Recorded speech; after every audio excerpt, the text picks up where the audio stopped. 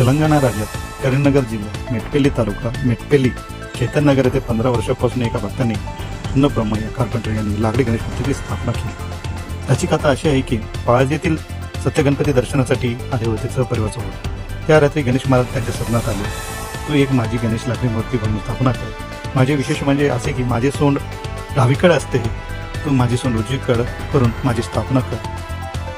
तू माझी स्थापना कर, मी तुझे स्वप्न साकार करेन। जे माझे भक्त माझ्या दर्शनासाठी त्याची मनोकामना व त्यांची इच्छा पूर्ण करेन। त्या दिवशी सकाळी त्यांनी दिवसाचं लाकूड आणून 11 दिवसात गणपती मूर्ती बनवून 15 वर्षापासून त्यांनी गणेश स्थापना केली। हजारो भक्तांनी दर्शनासाठी येतात व आपली मनोकामना पूर्ण होतात। विशेष म्हणजे आपल्याला पाहायला भेटते की गणेश महाराज डावीकडे सोंड असते, पण तुम्हाला कधीही कुठेही उजवीकडे सोंड दिसत नाही। फक्त एकच ठिकाणी तुम्हाला मेटपेल्ली येथे चैतन्यनगर येथे तुम्हाला दिसून येईल। नक्की त्या गणपतीला भेट देऊन त्यांचा आशीर्वाद घेऊन आपली मनोकामना पूर्ण करा। किनी न्यूज शिकूची।